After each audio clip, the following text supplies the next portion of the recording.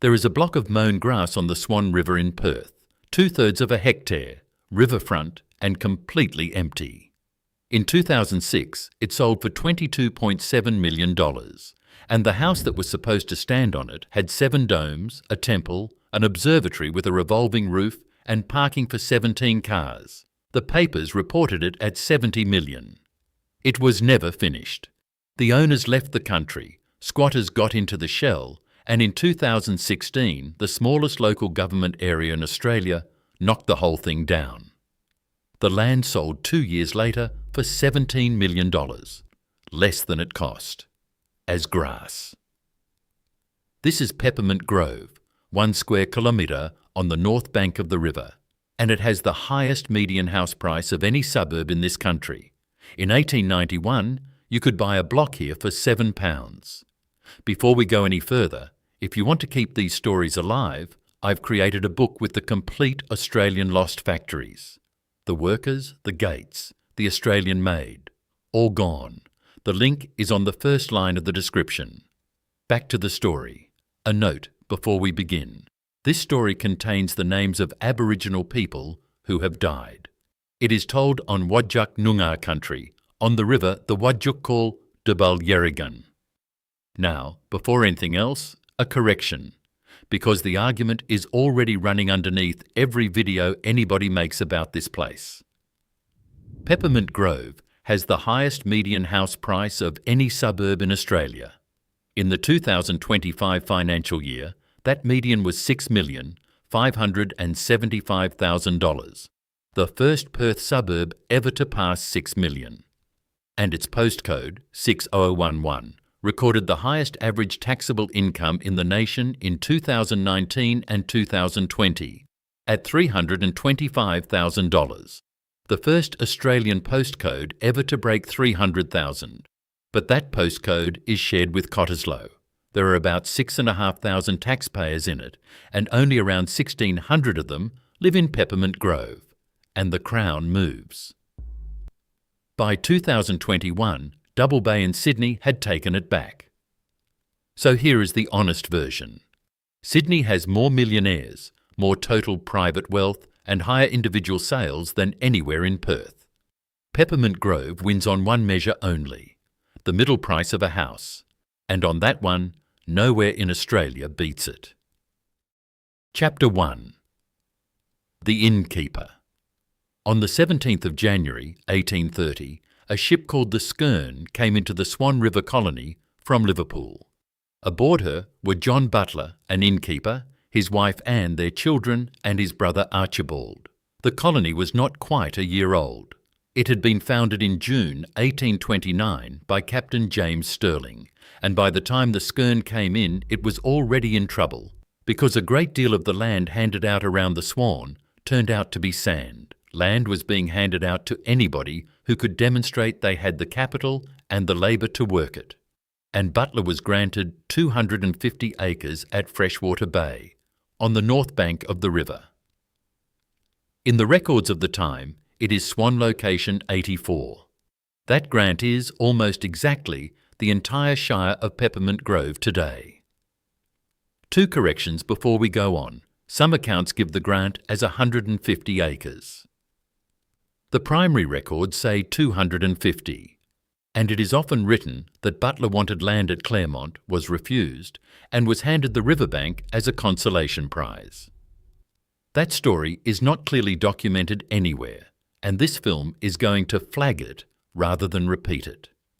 What he did with the land was open a pub, the Bush Inn, also called the Halfway House, built of local stone and jarrah, licensed from April 1830. It sat on the track between Perth and Fremantle, at roughly the midpoint, which is the entire commercial logic of the thing. Travellers going one way or the other had to stop somewhere, and Butler intended it to be his. For 8 years it worked. Then in 1838 the authorities moved the road west, closer to the coast, and the traffic went with it. That is the whole of John Butler's story in this suburb. He had the halfway house on a road that stopped being the road. He left the colony for New South Wales in 1835 and died there in 1841. So think about the arithmetic, that nobody in 1838 could possibly have seen. John Butler held 250 acres of what is now the most expensive dirt in Australia, and he could not make a living on it selling beer to men on horses. There is one more thing worth knowing about the Bush Inn, because it is the only reason Butler mattered at all. In 1830, there was no road between Perth and Fremantle in any real sense. There was a sand track and it was hard going, and a horse could not do it comfortably in a day. Everything about the early colony moved along that line, and Butler had put his pub at the exact point where people had to stop. It was a good idea. It was simply a good idea about a road that did not stay put.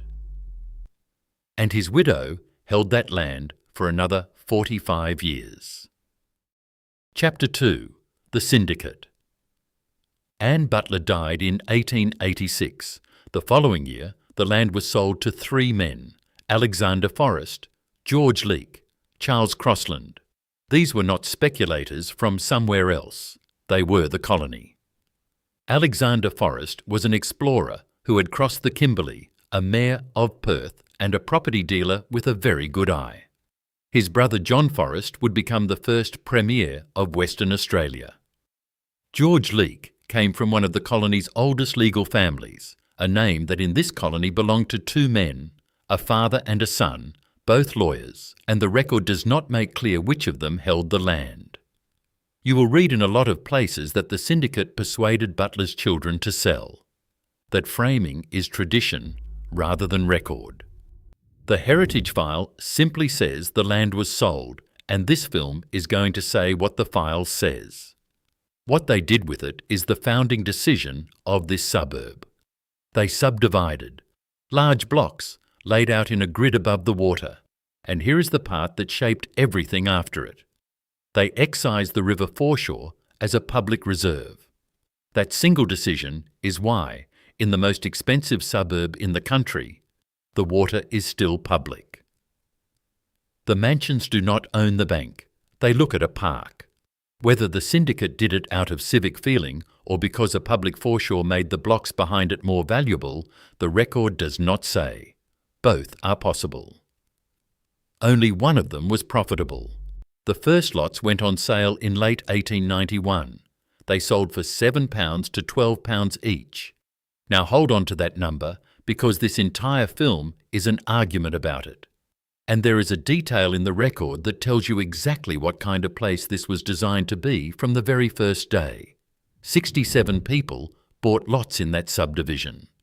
Only about 7 of them built a house and came to live here. 7 out of 67. The rest had bought a piece of riverbank for £7 and were waiting. The other 60 were holding, buying dirt above a river on the edge of a colonial town and waiting for somebody else to want it more. A suburb designed as an investment product in 1891, and it has never really stopped being one, and the streets are named after the men who bought them: McNeil, Forrest, Leake, Irvine, Keane, Johnston, Venn. And notice the timing, because it was not luck. The lots went on sale in late 1891, and within a year gold was struck at Coolgardie, and the year after that at Kalgoorlie. Western Australia's population roughly quadrupled inside a decade, and a great deal of Goldfields money came looking for somewhere respectable to live near Perth. The syndicate had subdivided a riverbank 18 months before the biggest wealth event in the colony's history. The first man to build something enormous made his money out of trees. Chapter 3. The Timberman. Neil McNeil was a timber merchant. He was involved with the Jarradale Company, which cut Western Australian jarrah, milled it, and shipped it around the world. Jarrah went into the streets of London as paving blocks.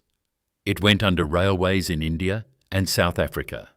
For about 30 years, this state's hardwood was one of the most sought-after building materials on earth. In 1894, McNeil bought 10 acres above Freshwater Bay and built a house on it. The Cliff, on Bundaring Parade, around 20-room, designed by an architect named Clarence Wilkinson, and built almost entirely of jarrah. Floors, panelling, staircases, veranda posts. Every surface a customer might touch. 3 years earlier, the ground under it had been going for £7 a block. Understand what that house actually was. It was a showroom. A timber merchant demonstrating his own product at the scale of a mansion, on a hill, where everybody arriving by a river could see it. Jarrah does not rot, does not burn easily, and termites will not touch it. And McNeill built 20 rooms out of it to say exactly that, without saying anything. He was not the only one. Edward Keane, a railway contractor and a mayor of Perth, bought 8 acres, including a rise the locals called Butler's Hump. It is Keane's Point now, a public reserve with a jetty, and anybody can walk onto it. And the flat ground that is now Manners Hill Park, with its lawns and its tennis courts and its pavilion, was in the 1890s Edward Keane's cow paddock, now the trees. Along the sandy tracks above the bay grew Agonus flexuosa, the Swan River peppermint. Noongar people call it wanil. It has a twisting trunk, narrow drooping leaves that smell of mint when you crush them, and small white flowers that smell of honey. The trees lined the roads, and when the syndicate came to name their subdivision, they named it after them. A suburb named after a tree. Remember that, because in about 130 years it becomes the most revealing thing in this entire story. Not the houses, not the river, the tree. And it is worth naming what these men had in common, because it explains the shape of the place. McNeill was in timber. Keane was in railways. Forrest was in land. Not one of them made a shilling inside the boundaries of Peppermint Grove. They made it out in the forests and along the rail routes and in the government offices of Perth, and they brought it here to build a house with a view. And the architect who added the west wing to McNeill's house in 1899 would go on to design the graves of a generation. Chapter 4. The Architect Who Went to War. Joseph John Talbot Hobbs was born in London in 1864 and arrived in Perth in 1887. He set up as an architect, and he was good at it. Within 20 years, he was one of the most sought-after designers in the colony, with the Weld Club, the Savoy Hotel and St George's College to his name. In Peppermint Grove, he is everywhere. He designed the 1899 additions to the cliff. He designed the pavilion at Manners Hill Park, built in 1903, standing on what had been Edward Keane's cow paddock. He designed the house at 56 the Esplanade, and he built his own house here, the bungalow at 38 Keane Street, standing on 15 lots, large enough that the annual military ball was held in it. So far, this is a comfortable colonial life, a successful architect with a big house and a river view. And then, on the 25th of April 1915, Talbot Hobbs commanded the 1st Division Artillery at the Gallipoli Landing. From January 1917, he commanded the 5th Australian Division on the Western Front. He is credited with the recapture of Villers-Bretonneux in April 1918, in what is still studied as one of the finest actions Australians fought in that war. And when Monash went home, Talbot Hobbs briefly commanded the entire Australian Corps. He came back to Perth a Lieutenant General, knighted, and went back to his drawing board. He was 54 years old and he had commanded 100,000 men. And what he drew for the rest of his life was memorials. The State War Memorial in Kings Park, and 5 of the 6 Australian Divisional Memorials in France and Belgium. Say that plainly, because it is the strangest fact in this suburb's history. The man who designed the tennis pavilion in the park at Peppermint Grove also designed the monuments that stand over the Australian dead in Europe. He died at sea on the 21st of April 1938, aboard a ship taking him to France for the unveiling of the memorial at Villers-Bretonneux. He never got there. The memorial he had designed was unveiled without him. The sources conflict on where he is buried. What is certain is that he was brought home to Perth and given a state funeral with full military honours. There is a detail about Villers-Bretonneux worth holding on to. The town was retaken on the night of the 24th of April 1918 by Australian brigades attacking in the dark without a preliminary bombardment. It was the eve of the 3rd anniversary of the Gallipoli landing, where Hobbs had commanded the guns. He fought the two actions that bracket the Australian experience of that war, 3 years and half a world apart. And while he was in France, one of his neighbours was locked up as a SPY. Chapter 5. The Man Who Signalled Ships. Richard Strelitz was a Perth merchant. Around 1910, he built a house called St Just on View Street, on the highest ground in Peppermint Grove. Federation, Queen Anne. 6 bedrooms, a ballroom and a separate cottage for the groom. About 3,000 square metres of ground, looking down over the whole of Freshwater Bay. It was one of the finest houses in the suburb, and it commanded the entire bay. Strelitz was part of a merchant family with interests running through Fremantle and the northwest, and by the standards of the colony, he had arrived. Then the war came, and during the First World War, Richard Strelitz was interned by the Australian authorities. The accusation on the record is that he had been signalling enemy ships at sea. Consider the shape of that for a moment. A wealthy merchant with a German name, in a mansion on the highest point above the river, in a country that had just gone to war with Germany and was frightened of its own coastline. Whether there was anything in it at all is not really the point, and the record does not settle it. The point is that it was believed, and it cost him the house. St Just was sold to William Forrest, the son of Alexander Forrest, one of the 3 men who had bought this land off the Butler family in the first place. It stayed in the Forrest family until about 1943. So look at what has just happened, because it sets the pattern for everything that follows.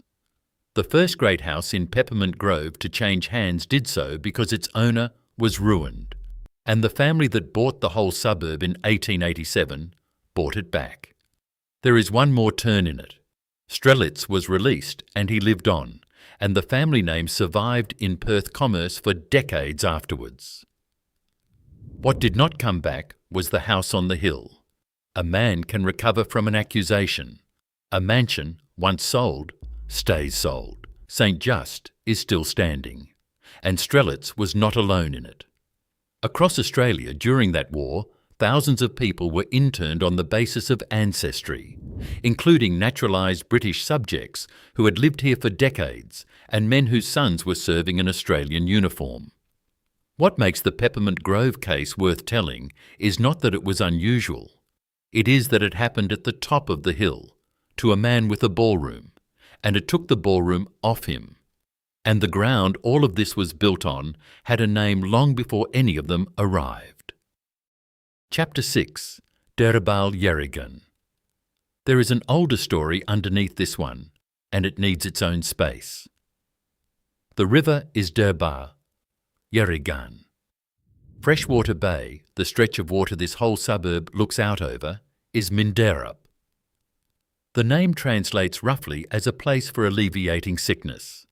There were freshwater springs here, and fishing and camping grounds, and it was a place people came to get well. This is Wadjuk Noongar country.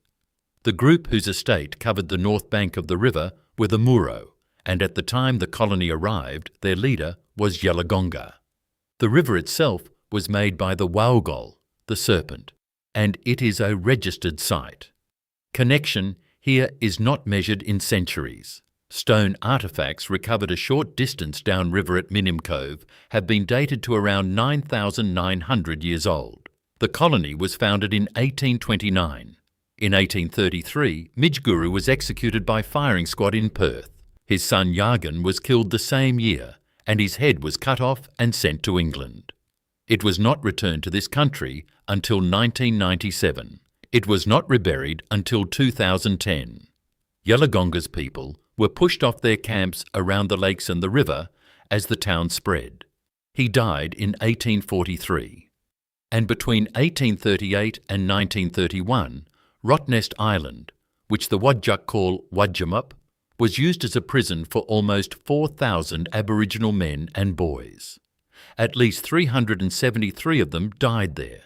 It is the site of the largest number of Aboriginal deaths in custody anywhere in Australian history. For most of the 20th century afterwards, it was run as a holiday island. In November 2024, the Premier of Western Australia, Roger Cook, apologised for it. Now, here is where this film parts company with the American ones it is built on. The obvious move at this point would be to find a covenant. In Levittown, on Long Island, the original leases explicitly barred sale or rental to black families. In Palm Springs, the fire department burned out a neighbourhood so the land could be developed. This film went looking for the Peppermint Grove equivalent and did not find one. There is no documented racial covenant on these titles. There is no documented colour bar at the yacht club. The exclusivity of this suburb was never written down because it never had to be. Exclusion here did not need a clause. It was done with a price away, and it still is. In the 2021 census, of 1,597 residents, 28 are identified as Aboriginal. Social housing across the entire Shire rounds to about 1%. And there is one more number that belongs in this chapter because it is the closest thing to an accounting anybody has offered. Between 2018 and 2021, after the longest native title process in Australian history, the Southwest Native Title Settlement was concluded with the Noongar people. It is the largest such settlement ever reached in this country, valued at around $1.33 billion, and it covers about 200,000 square kilometres of the southwest, including the ground this suburb stands on. And then the war came up the river. Chapter 7. 416 Patrols. On the 3rd of March, 1942, a submarine tender called the USS Holland came into Fremantle, 5 kilometres downriver from Freshwater Bay.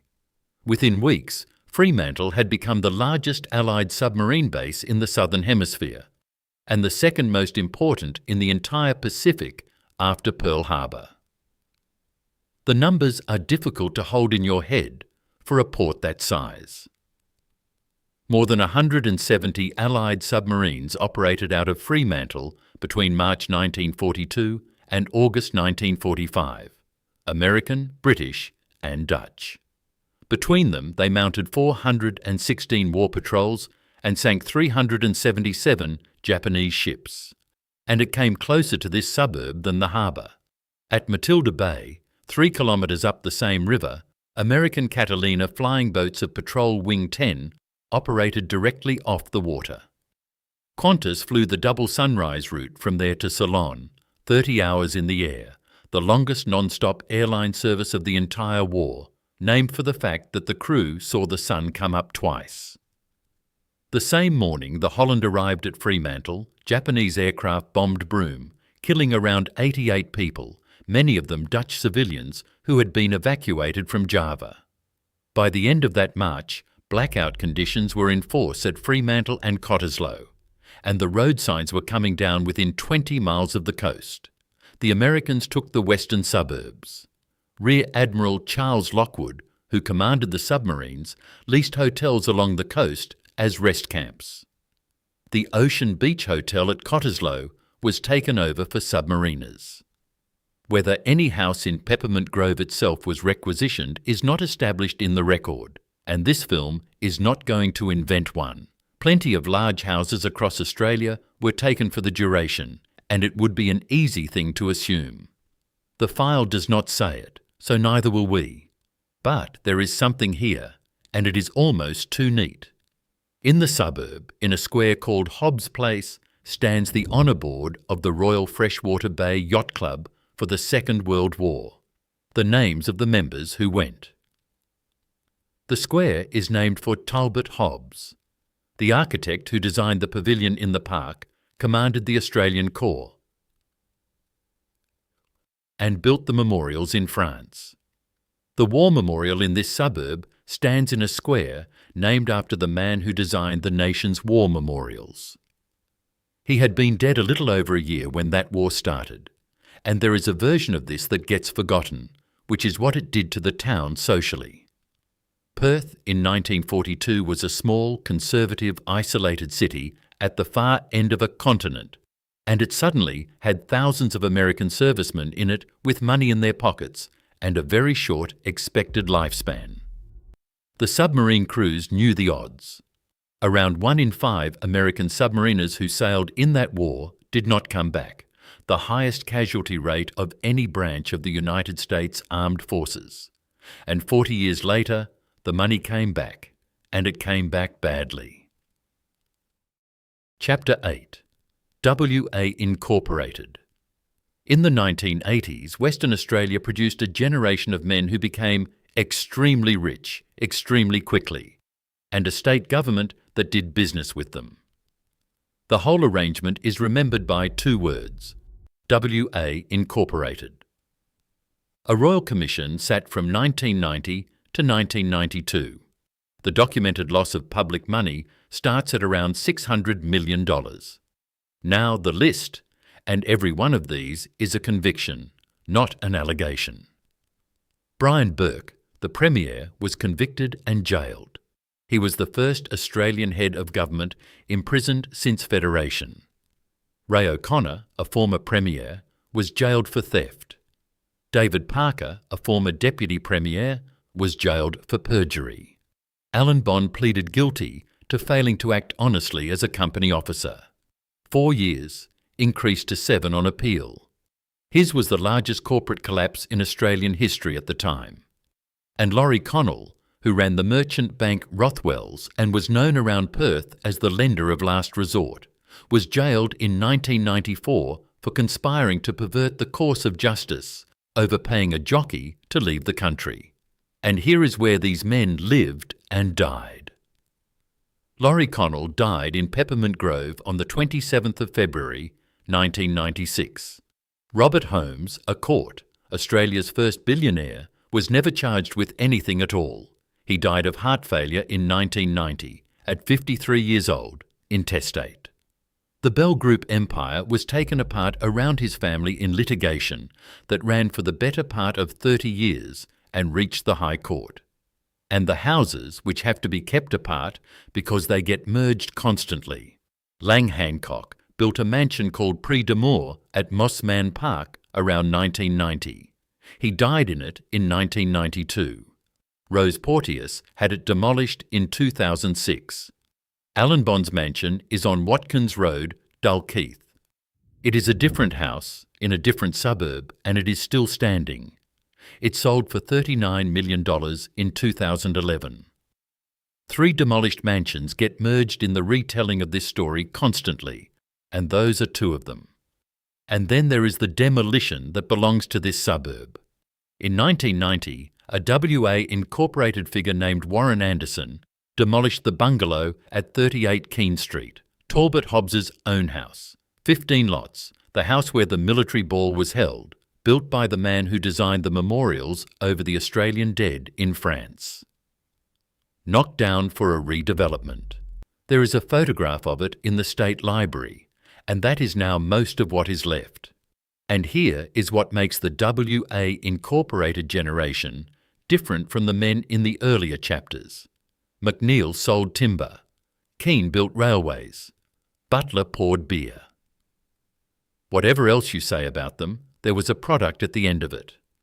What the 80s produced in this state was a set of fortunes built on the movement of paper, on companies buying companies, on debt arranged over lunch. And when the paper stopped moving in October 1987, there was nothing underneath it. And 16 years later, somebody tried to build the biggest house in the state on the river. Chapter 9. The Taj. On the 23rd of July 2006, Pankaj and Radhika Oswal paid $22.7 million for 6,582 square metres of riverfront at Peppermint Grove. The money came from ammonia. Burrup Fertilisers in the Pilbara, one of the largest ammonia plants in the world, built to take Western Australian gas and turn it into fertiliser for export. What they drew was extraordinary. The papers called it the Taj on Swan. 7 domes, a temple, an observatory with a revolving roof, a gym, a beauty salon, a swimming pool and parking for 17 cars, reported at up to $70 million. It would have been the most expensive private house in Western Australia by a very long way. Then, in December 2010, ANZ appointed receivers to Burrup. The Oswalds left Australia for Delhi, and construction stopped exactly where it stood. For 6 years, the shell sat there. Squatters got in. There were reports of drug use, graffiti, and parties in a half-built palace on the most expensive riverfront in the state. The council called it a blight and a dangerous structure, and it was owed about $108,000 in unpaid rates. Now the legal part, and this film is going to be exact about it, because the people involved are alive. The Oswalds sued ANZ and the receivers for up to $2.5 billion in what became the largest civil trial in the history of the Victorian Supreme Court. In September 2016, it settled. ANZ took a pre-tax charge of about $145 million. There was no admission of liability. The bank's chief executive, Shane Elliott, said that ANZ does not accept many of the claims made in court and completely rejects the allegations made against our staff. There were serious allegations on both sides in that case. Against the bank staff and against Mr. Oswald. None of them were tested. None of them were proven. The case settled and the file closed, and that is where this film leaves it. On the 3rd of October 2016, after a fight in the State Administrative Tribunal, the smallest local government area in Australia sent in the machines. Most of the structure was crushed and recycled into road base. A $70 million house became gravel. The land passed in at auction at about $15.6 million. It sold on the 1st of August 2018 for $17 million. £7 in 1891 and $17 million for an empty block 127 years later. Less than it cost in 2006, 12 years earlier, in a suburb where almost nothing has ever gone down in value. There is something almost archaeological about what happened on that block. For 6 years, the most valuable residential land in Western Australia carried a structure that nobody could finish, nobody could sell, and nobody could legally knock down without a tribunal fight. The council that finally did it governs 1 square kilometre and has 7 councillors. It took the smallest local authority in Australia to remove the largest house in the state. And the fight that suburb is having now is not about a mansion at all. Chapter 10. The Tree. In the Shire of Peppermint Grove, the council owns every street tree in the suburb.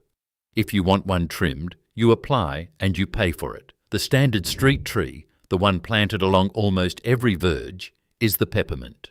Agonis flexuosa, the tree the place is named after.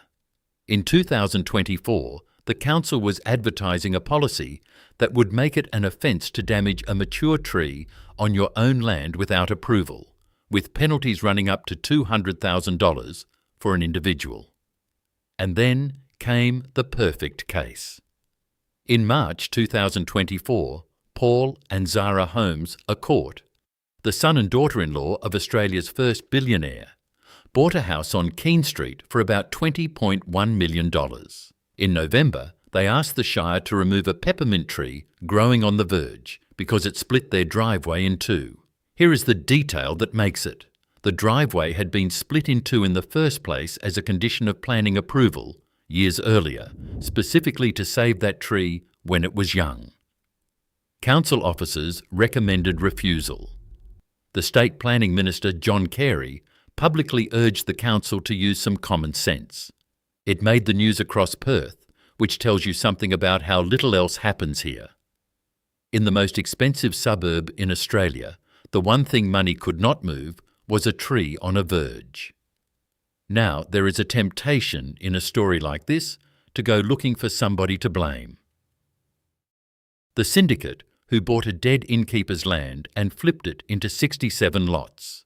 The corporate raiders of the 80s. The couple who walked away from a half-built palace on the river. The council that will not shift a tree for a billionaire. And every one of those is a real part of the story. But the deeper thing here is not a decision. It is a mechanism. Peppermint Grove never made anything. There is no factory in this story. No port, no mine, no mill, no gate to close. Every other film this channel has made ends with a closure. This one cannot, because nothing here was ever open. Nobody ever made a fortune in Peppermint Grove.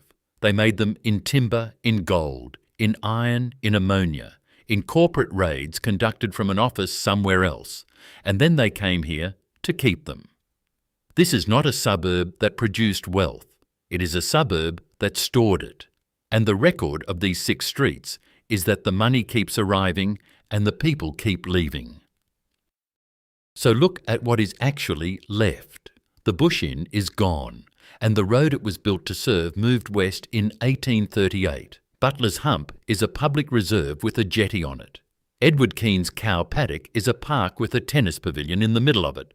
The bungalow, which Talbot Hobbs built for himself on 15 lots, was demolished in 1990 by a man from WA Incorporated. Prix d'Amour came down in 2006, and the Taj on Swan is a lawn. 2 houses survived. The cliff is still standing on Bindering Parade behind a reed fence, so private now that you can barely see it from the road. And St Just is still up on the highest ground, where a merchant lost everything in 1915. Notice what that means. Almost every great house in this story has been knocked down, and the 2 that survived belonged to men who were ruined. Think about the arithmetic one last time. £7 for a block in 1891, up to $3,500 a square metre today. A median house price of $6,575,000, the highest of any suburb in Australia.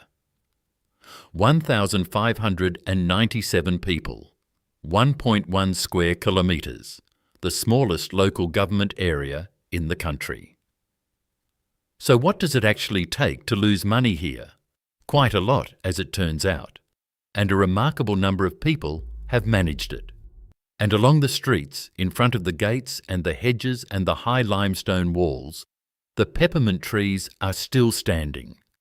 They were here before Butler and before the Skern and before the colony. They named the place. And they are the only thing on these 6 streets that nobody has ever been able to buy. The trees were here the whole time.